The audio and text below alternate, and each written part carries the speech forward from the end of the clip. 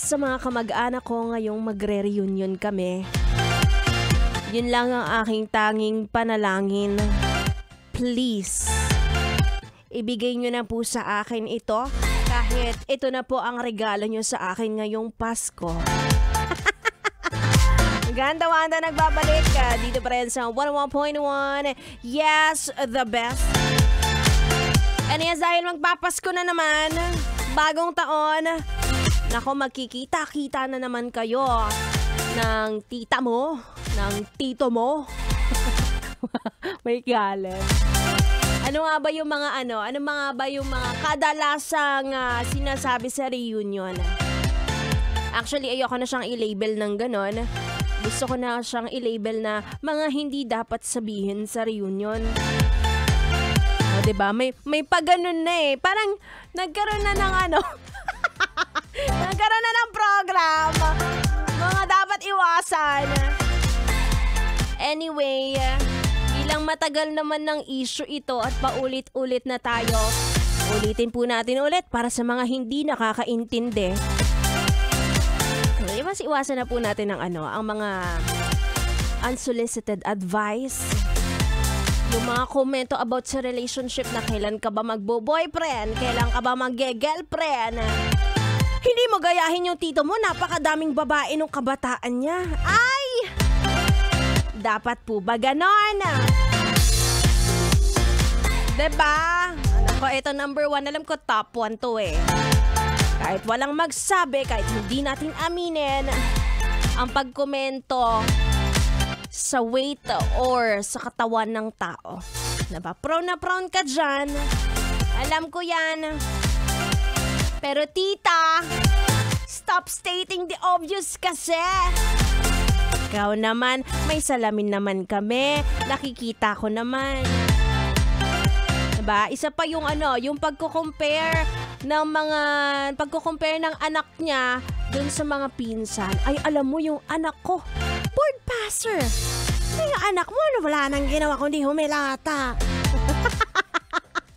Yung mga ganyan, alam niyo, hindi ko alam kung reunion o ano ba to, competition ba ang aking pinuntahan. Ay nako, talamak yan. Ewan ko ha, maybe yes. May pagka-sensitive ang generation ngayon. But it's better naman na maging sensitive tayo kesa maging insensitive. Diba? Sabi nga ni Bea Alonso kay Angel Locsin sa palabas sa Four Sisters in a Wedding, don't give comments about my personal life because I don't give comments about yours. Ganon. Tama po yan. Tama ang sinabi ni, ano pangalan niya? Sinabi ni Bobby kay Alex. Saka wag tayong panira ng holiday. Kaya nga tayo nagtipon-tipon para mag-celebrate. Hindi mamuna ng kanya-kanyang flaws. We don't wanna be the maldita or isnaberang pamangkin, kamag-anak. Pero minsan napipilitan ka di ba? Imbis na ang ganda-ganda ng pagbati mo, tita, hello, kamusta ka na?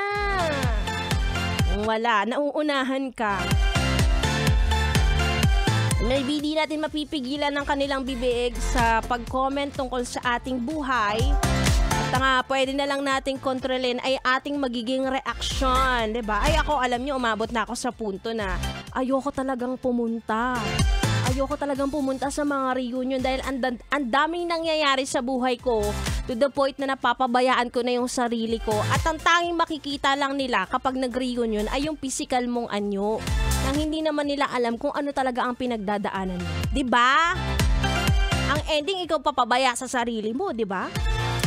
Ay, nakabes. Alam mo, deadman na lang.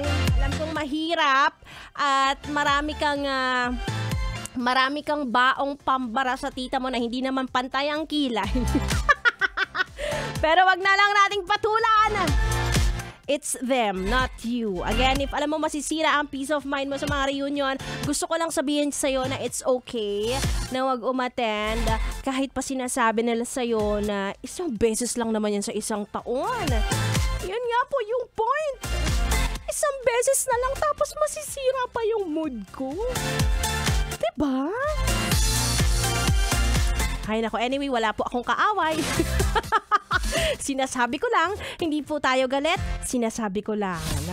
Kaya naman, ang paalala ni Ganda Wanda ngayong umaga para sa mga magre-reunion dyan.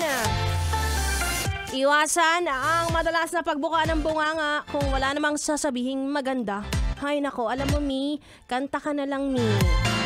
Practice muna kayo ni Kitchen Nadal ng mga bawal sabihin. Ganda Wanda mga best, kasama niyo ngayong umaga dito lang sa 101.1. Yes, the best.